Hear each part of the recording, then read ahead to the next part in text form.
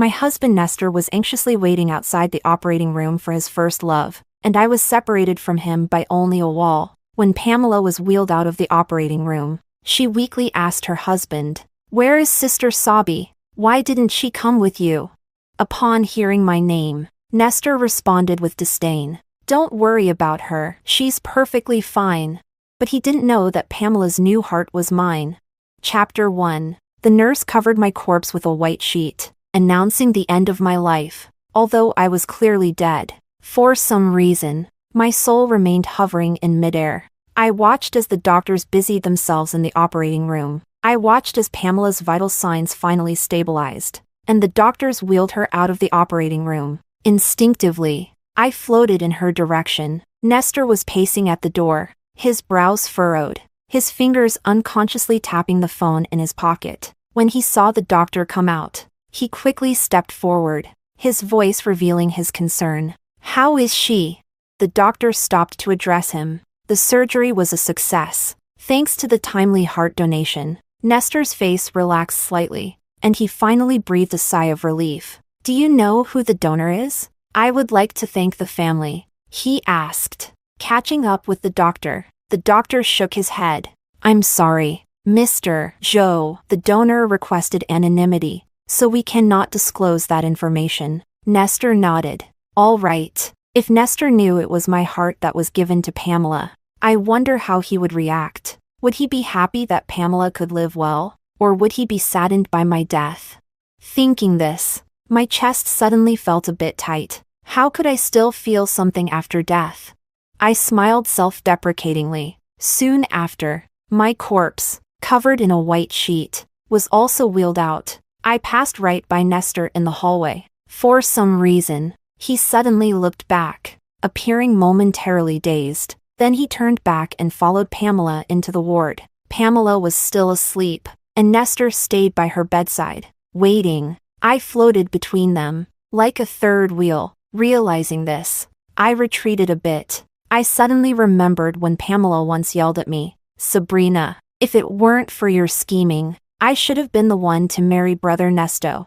Nestor had also said, "Sabrina, you should know why I married you." Ah, indeed. I was the third wheel in their relationship, but it didn't matter. I had already stepped back, although it was involuntary. Chapter 2. Nestor tightly held Pamela's hand, his forehead gently resting on the back of her hand. I quietly watched them, not knowing how much time had passed before Pamela's fingers twitched. Then, she slowly opened her eyes. "Brother Nestor." Her voice was still hoarse from just waking up, and as soon as she spoke, Nestor's heart tightened. The moment Pamela saw Nestor, her eyes filled with tears. "Pammy, you're awake." Nestor quickly pressed the call button at the bedside to summon the doctor. "Brother Nestor, I thought I would never see you again." Tears streamed down Pamela's pale cheeks, making her look pitiful. Nestor's eyes were full of pain as he gently patted Pamela's hand. "No, everything will be fine now. You will recover." Seeing their affection, a surge of hatred rose within me. "Everything is fine for you. But what about me?" The doctor gave Pamela a thorough examination. Everything was normal, and she only needed to stay in the hospital for a while longer before she could go home. After the doctor left, Pamela cautiously asked, "Where is Sister 𝐸𝐬? Why didn't she come with you?" Hearing my own name, I snapped out of my thoughts. Nestor's expression stiffened. He lowered his eyes, a hint of disgust in his voice. "Don't worry about her," Pamela responded with an "oh" and lowered her head, saying nothing more. But I clearly saw a faint smile on her lips. It was the same old trick, deliberately mentioning me in front of Nestor to test his reaction. Everyone could see her intentions except Nestor. After dinner with Pamela, Nestor checked the time and said he needed to go home. Pamela struggled to sit up, looking frightened. "Brother Nestor, I don't want to stay here alone. I'm scared." He took out his phone and checked it. There were no new messages. Nestor hesitated. "How about I ask Aunt Wang to come and stay with you?" Aunt Wang was our live-in housekeeper, responsible for Nestor's and my meals. "Can't you stay with me?" Pamela bit her lip, her voice growing softer. Nestor was silent for a moment, then unlocked his phone and opened our chat. Our conversation had stopped 2 days ago. The last message was from me, saying, "Let's get a divorce." He had replied, "Don't make trouble out of nothing." Chapter 3. Seeing Pamela look at him with red-rimmed eyes like a little white rabbit, Nestor's heart softened. He sent me a message. "I won't be coming home tonight." I pursed my lips. I knew, but I couldn't reply to you anymore. Seeing Nestor agree to stay, Pamela finally smiled. I knew Brother Nesto was the best to me. Nestor patted her head, his voice full of affection. "I really can't say no to you." While he went to the water room to fetch water, Pamela took out her phone. She opened her secondary WeChat account and sent a message to someone with a completely black profile picture. "Is everything handled?" The reply was almost instantaneous. "Don't worry. Everything is taken care of."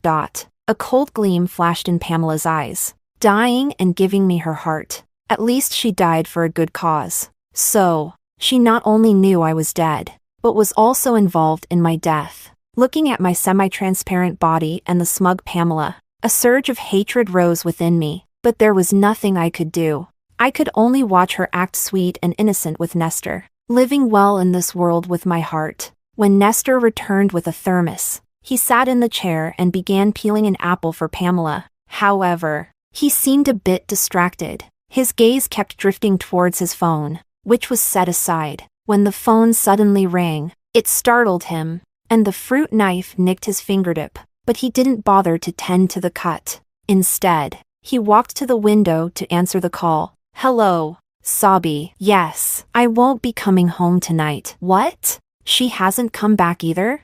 Nestor's face changed slightly. "I understand." He hung up the phone. Pamela saw this and quickly wrapped his finger with a tissue. "What happened?" she asked. Nestor shook his head. "Something came up at the company. I need to go." I was taken aback. The call was obviously from Aunt Wong. So why was he lying?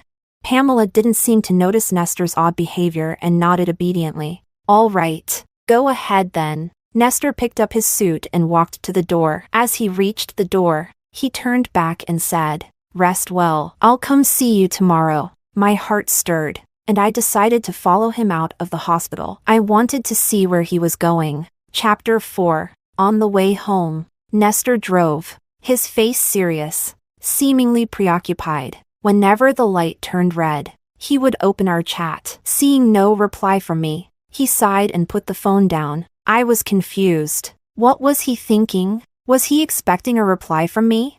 But he clearly despised me. To be honest, our marriage was an accident. We were schoolmates but in different years. He was 2 years ahead of me, and it was he who helped me when I was bullied in school. I had a secret crush on him but never dared to disrupt his life. After Nestor graduated, I heard he joined the family business and had a bright future. Knowing I wouldn't cross paths with him again, I buried those feelings deep inside. Not long after, my father fell into debt and committed suicide by jumping off a building. My mother couldn't handle the blow and soon passed away. To pay off the debt, I worked during the day and took on a night job as a hotel maid. The next time I saw Nestor was at the hotel. He was drunk and unconscious, being carried into the presidential suite on the top floor, and I happened to be cleaning the restroom. By chance, I overheard a phone conversation outside. "The drug is in. Hurry over. The room card is in the door gap."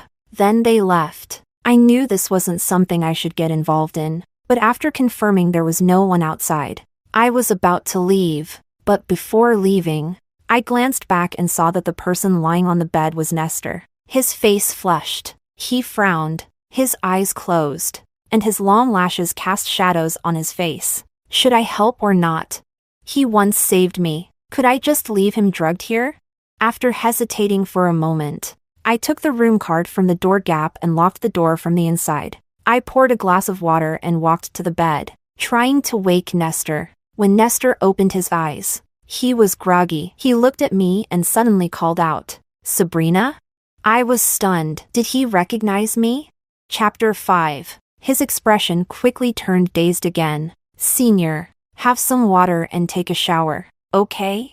I tentatively reached out and patted his shoulder, but Nestor grabbed my hand and pulled me forcefully towards him. After a dizzying moment, I found myself pinned under him on the large bed. He leaned in close, his breath hot against my skin, burning away my reason. My heart pounded wildly. Senior, please wake up.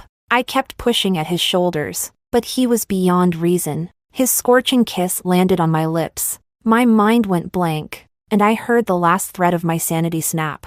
Everything spiraled out of control. Faintly, I heard urgent knocking on the door. Nestor cupped my face. Sobby, focus. I didn't know how long it lasted, but eventually, I fell into a deep sleep, waking only when daylight filled the room. Recalling last night, I sat up in fear, seeing Nestor still asleep beside me. I wanted to sneak out, but my movements woke him. He squinted at me for a while, seemingly trying to recall what had happened the night before. What happened? His face grew darker as if he remembered something. My heart tightened, and I stammered. It was an accident. But he didn't want to hear my explanation. He coldly said, "Wait for me outside," and went into the bathroom, putting on a bathrobe. I bit my lip, feeling endless grievances. Why did he treat me this way?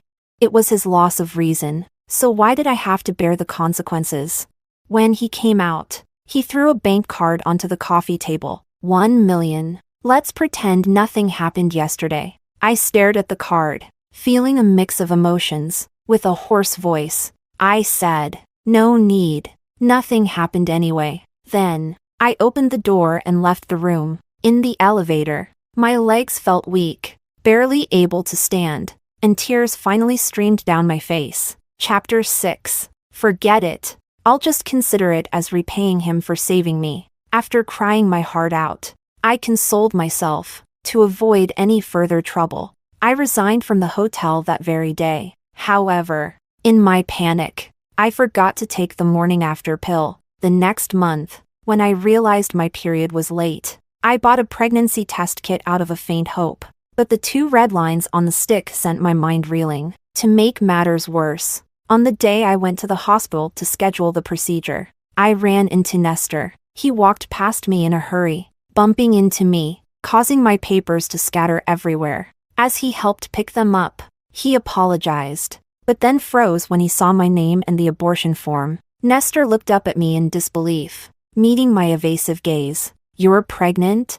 I stammered that it was none of his business and turned to leave, but he grabbed me. "We need to talk." Thus, under the arrangement of fate, I married him while carrying his child. He paid off all my high-interest debts. After marrying him, I found out about Pamela, his childhood sweetheart. They had been engaged, but I had inadvertently come between them. However, the baby didn't survive. 4 months into our marriage, Pamela's constant provocations finally made me angry for the first time. She called my unborn child a bastard. She called me a wretch without parents. I tried to stay calm, but she pushed me from the second-floor staircase. In excruciating pain, I saw her face twist into a malicious smile. Then she clutched her heart and fell to the ground. By the time Nestor arrived at the hospital, our baby was gone. I sat on the bed in tears, but Nestor's face was dark as he questioned me. "Do you know that Pammy has a heart condition? She can't be stressed. What did you do to her?" I widened my eyes in disbelief. "I didn't do anything. She pushed me. Our baby is gone."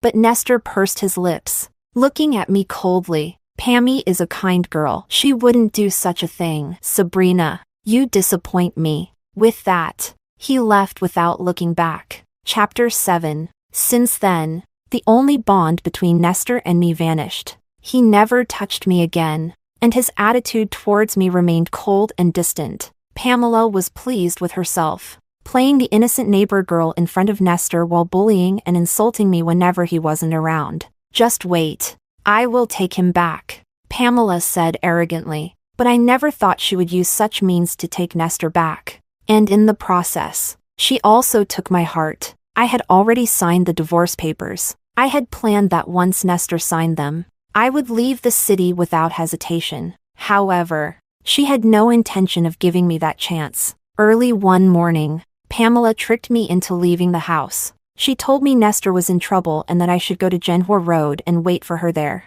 Although 𝐇𝐚𝐧𝐢 Road was remote and I had some doubts, I still went because it was about Nestor. To my surprise, when I arrived, I was met with a premeditated car accident. I don't know when Pamela set her sights on my heart or how she managed to forge my consent form for donation, but as a person without family or connections, my disappearance wouldn't matter to anyone. She succeeded. Chapter 8. I closed my eyes for a moment as Nestor suddenly braked the car. Oh, we were home. As soon as we entered, Aunt Wang greeted us, saying to Nestor, "Sir, Madam hasn't returned yet." Nestor frowned. Got it. When did she leave? Aunt Wang recalled. It was around 8 in the morning. She got a call and then went out. Nestor nodded, indicating for Aunt Wang to continue with her work, then turned and went straight upstairs to my room. The room was just as I had left it. Nestor checked my wardrobe and found all my clothes and luggage still there, which gave him some relief. He sat on the sofa, took out his phone, and sent me another message. Where did you go? How strange. Why was he so intent on finding me today? I watched him wait for a few minutes. Just as he was about to call me, his gaze fell on my desk. There were a few papers on it. Nestor stood up and picked them up. They were the divorce papers I had signed. His face instantly darkened. Clutching the divorce papers tightly in one hand, he dialed my number with the other. The number you have dialed is switched off. Please try again later. The cold automated message made his face even darker. My phone had been shattered in the car accident. How could I receive his call?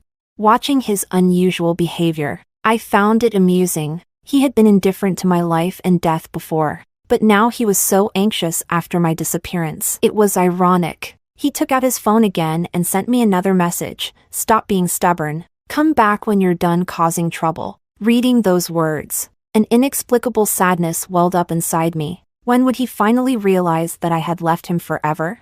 Chapter 9. The next morning, Nestor brought a meal prepared by Aunt Wang to the hospital to visit Pamela. Brother Nesto. Pamela's eyes lit up the moment she saw him. These are your favorite dishes. Eat more so you can get better quickly. Nestor gently laid out the food on the small table. Seeing his attentive behavior made me catch my breath. Oh, right. I shouldn't be breathing anymore. In any case, I felt very sad, because Nestor never remembered what I liked to eat. Or rather, he didn't care about my preferences at all. I don't eat scallions or spicy food. But the first time we had a meal with Pamela, he chose a Sichuan restaurant, because Pamela liked spicy food. They chatted warmly while I barely touched my food. Pamela looked at me half-jokingly and said, "Sister Sabi, don't you like the restaurant Brother Nestor chose? Or do you just not want to eat with me?" Nestor's gaze towards me turned somewhat inquisitive. No, I'm just not very hungry today. I had to force myself to eat a few bites of the oil-drenched boiled meat slices. I endured the discomfort to accompany them through the meal, but I ended up with a stomachache when I got home. It hurt so much that I had to go to the emergency room in the middle of the night. What did Nestor say back then? How can you be so delicate? You get like this from just one meal? Pammy is perfectly fine. I was too pale and speechless. Ended up staying in the hospital for half a month. I snapped out of my thoughts and saw Pamela pouting and acting spoiled. Brother, can you feed me? I don't want to move. Nestor chuckled. He was about to agree but seemed to remember something. His words changed to, Pammy, you're a grown-up now. You can't always have your brother feeding you. Pamela was stunned, not expecting him to refuse. Floating nearby, I recalled the argument we had before. What do you take me for? And what do you take Pamela for? Nestor had replied, Pammy and I grew up together. She's like family to me. Sabrina, stop being unreasonable. No matter how much like family, you are both adults now. Shouldn't you keep a proper distance? If you want to be with her, I'll leave. Our marriage was an accident anyway. I had cried bitterly. If it weren't for saving him, I shouldn't have had to go through all this. Nestor hadn't expected me to be so upset and was momentarily flustered. Don't cry. I'll be more careful in the future. Could it be that he remembered my words and that's why he refused Pamela? I couldn't help but wonder. Then I felt I was being foolish. Nestor didn't love me. Why would he care about what I said? Brother Nesto, are you getting tired of me? Pamela pouted, her eyes glistening with tears. Nestor panicked and quickly grabbed a tissue to wipe her tears. No, don't get emotional. It's not good for your heart recovery. I will never get tired of you. Pamela continued to cry while leaning her head on Nestor's chest. Nestor's body tensed, but he didn't push her away. Instead, he reached out and gently patted her back comfortingly. Watching Pamela's pretense, my heart surged with hatred. She had harmed my child and me, yet she could still act coy in front of Nestor with my heart. Brother Nesto is the best to me, Pamela sobbed. If Sabrina hadn't seduced you, would you have married me, Brother Nesto? Upon hearing this, Nestor was silent for a moment. Pammy, he said slowly, there are no ifs. What if Sabrina were gone? Would you be with me then? I'm no longer a burden. My heart condition is cured. I won't drag you down. Pamela clutched his sleeve, her face stubborn. Nestor sighed. Since I promised your parents I'd take care of you, I won't break that promise. Don't worry. Even though I'm married, I won't abandon you. I scoffed. Pamela leaned against him, appearing obedient, but her eyes flashed with jealousy. After visiting Pamela, Nestor went to the office. After passing the reception, he suddenly turned back. Have you seen my wife these past 2 days?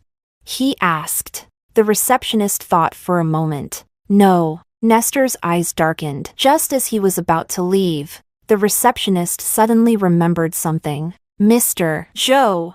What is it? Nestor turned back. Yesterday morning, your wife called. She said she couldn't reach you and asked if you had come to the office. You hadn't arrived yet. So I told her no. The receptionist recalled my call from yesterday morning. Yes. After receiving Pamela's call, I had tried to contact Nestor. His phone was off. I then called the office to confirm he hadn't gone to work before heading to 𝐇𝐚𝐧𝐢 Road. Hearing the receptionist's words, Nestor looked puzzled. Yesterday morning? I didn't get her call, he muttered to himself as he walked into his office. Thinking about it, he took out his phone again and saw that I still hadn't replied. How long will this go on?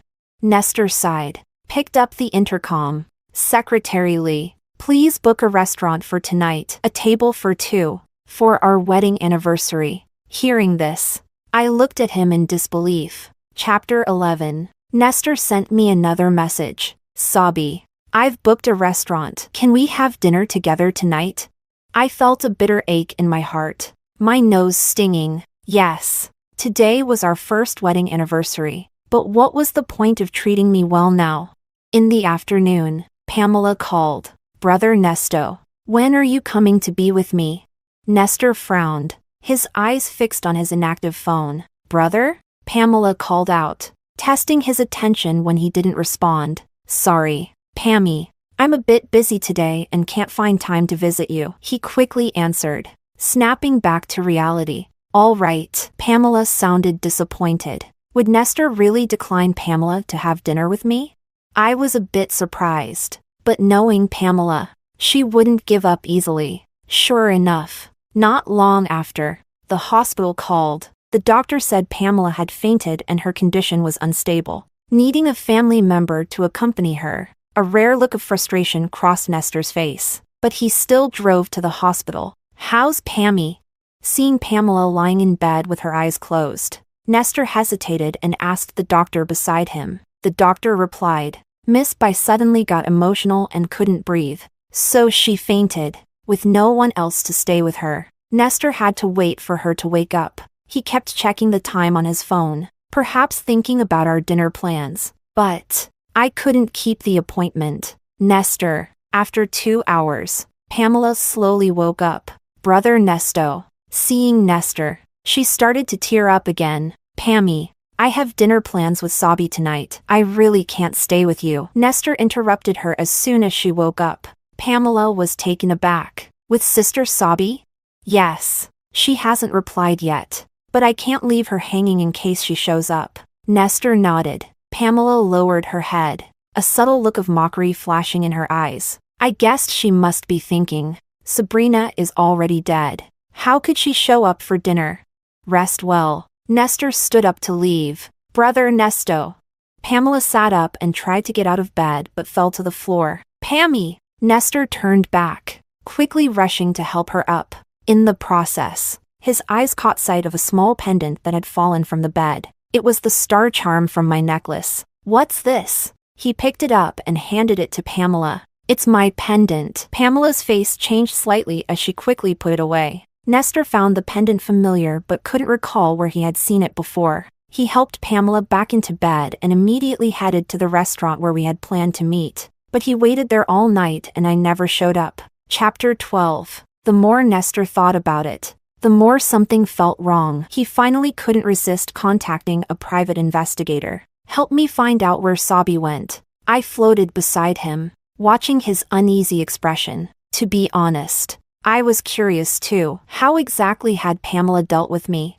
The private investigator quickly responded, reporting that there were no records of me buying tickets at the airport, port, or train station. The last time surveillance captured me was when I hailed a taxi in front of our house. Reading the investigator's message, Nestor felt a sinking feeling in his heart. A hint of panic appeared on his face. Track that taxi. The taxi was legitimate, and the driver was quickly contacted. The driver said he had dropped me off near 𝐸 Road, but knew nothing more. There was no surveillance in that remote area. 𝐸 Road is so remote. What was she doing there?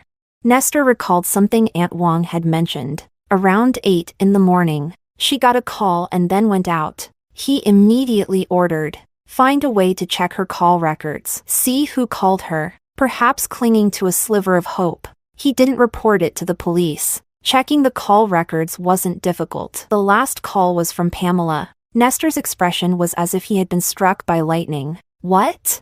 He abruptly stood up, knocking over the coffee cup on his desk. Warm coffee spilled all over the documents, but he didn't notice. Nestor finally remembered why he hadn't received my call. He had been at the hospital with Pamela at that time. Pamela had asked for his phone to play games. Then, he checked the surveillance footage again, though not obvious. I was wearing a necklace, with a star pendant. At that moment, all color drained from Nestor's face. He contacted the private investigator again. Find out who donated the heart to Pamela. I was amazed by Nestor's sharpness at that moment. His shock and pain seemed genuine. For once, his usually cold and indifferent face showed a hint of regret. The investigator's email quickly arrived. The donor was Sabrina. Nestor closed his eyes slowly. His lips were completely devoid of color. So, it was you? He murmured. I didn't know if he recalled the day before yesterday at the hospital when he looked back at me, covered in a white sheet. As he followed Pamela. Chapter 13. Nestor sped to the hospital at 120 miles per hour. He pushed open the door to Pamela's room and walked in. Brother Nesto? Why are you here so late? Pamela woke up, frowning slightly. Where is Sabi? Nestor's voice carried no emotion. Sister Sabi? I don't know. Pamela blinked, feigning innocence. My patience is limited. Pamela, where did you take Sabrina? Nestor took a few steps forward, towering over Pamela sitting on the bed. That star pendant was on Sabi when she disappeared. If you really don't know, why was it with you? Pamela bit her lip, about to lie again. Nestor grabbed her wrist. Whose heart is it? Is it Sabi's? Tell me. Seeing no way out, Pamela dropped her act. Yes, it's hers. She's dead. Hearing her words, Nestor's eyes darkened. If she's dead, I want to see her body. Where is she? Pamela laughed as if hearing a funny joke. Are you seeking justice for her now? Sabrina seduced you, got pregnant, and used despicable means to marry you, becoming an obstacle between us. Does it matter where she died? I took her heart, and now I can live well without Sabrina. You'll marry me, right? Her expression turned manic. Whether she's dead or alive, I'll never marry you. I've always seen you as a sister, never loved you. Where is she? Nestor shouted in anger. Pamela's face twisted with resentment. I burned her to ashes and scattered them in the sea. You'll never find her. A look of pain crossed Nestor's eyes. He gritted his teeth, but tears still fell. He actually cried for me? I was a bit surprised. Then, the police, who had been standing at the door, walked in. Pamela's eyes widened. You called the police? Nestor looked at her with nothing but hatred. Of course, but I won't let you die. After all, the heart beating in you is still Sabi's. Chapter 14. Pamela's words were probably true. She had taken care of everything so thoroughly that my body was completely gone. But Nestor didn't believe it. He frantically searched everywhere for my body. If I could speak, I would tell him to stop. Late affection is worth less than grass. He never loved me, so why act so pained now? Until he took out a photo album from the study. The first page held my student ID photo. I was stunned. That was my freshman year student ID, which I had lost. I never expected the photo to be with Nestor. Sobby. I'm sorry if I had treated you better, if I hadn't cared so much about Pamela, giving her false hope. Would everything have been different? Nestor stared at the photo in a daze. Then, he placed the photo and my star pendant into a small box. Sobby, you probably don't know, but I've always loved you. His eyes were red as he hugged the box, muttering to himself, even though you didn't love me, I kept you by my side, fearing you'd leave. So I kept testing and hurting you, ultimately causing your death indirectly. I was wrong. He loved me? I was bewildered. Was it because my soul was losing its emotions that I felt nothing seeing his pain? Nestor bought a plot of land, burying the box with the photo and pendant in it. It was my cenotaph. From that day on, he visited my grave daily with a fresh bouquet of lilies, sitting there for half the day, drinking and rambling about the past. It turned out Nestor knew I wasn't the one who drugged him, and the drug didn't affect him enough to lose all reason. He realized it was me and decided to go along with it. But afterward, he couldn't face me, so he wanted to cool down. Unexpectedly, I quit and disappeared for a month. He searched for me everywhere until he found me at the hospital, about to have an abortion, which made him desperate to take me back and marry me. Regarding Pamela pushing me down the stairs, he truly believed it was an accident. Pamela's parents had done him a favor, and before they passed away, they entrusted her to his care. There was never an engagement between them. As Pamela claimed, Nestor just didn't want to stress Pamela's weak heart, so he protected her. But no matter what he said, the harm he caused me was real, and it's something I can't forgive. Chapter 15. Pamela and the hitman she hired were both caught and sentenced to life imprisonment. Nestor used his influence to make her life in prison miserable. She repeatedly tried to contact Nestor through the guards, but he refused to see her. Soon after, Pamela committed suicide in prison. When the news of her death reached him, Nestor was at my grave, gently cleaning the tombstone with a damp cloth. Dead? As long as her heart is returned. Nestor answered the call, his voice icy. On his way back, Nestor drove distractedly, eventually crashing into a speeding truck that ran a red light at a turn. Ending it this way is good too. See you in the next life. At the moment of impact, I heard him murmur softly, his hands leaving the steering wheel. There was no surprise. Nestor died instantly, and I, watching my body become increasingly transparent, knew my time had come. If there is a next life, I only wish for a peaceful and happy life, never to meet Nestor again. But when I opened my eyes, I was back in the hotel restroom. Outside, someone was on the phone. The drug is in. Hurry over. The room card is in the door gap. That familiar conversation. I was reborn. I stared at myself in the mirror in amazement. I was back to being a hotel maid. Outside should be the drugged Nestor. After the people outside left the room, I quickly stepped out. Nestor lay on the bed, semi-conscious, recalling everything from my past life. I decisively opened the door and left without looking back. Let go of the savior complex, and respect others' destinies. In this life, I will live well for myself.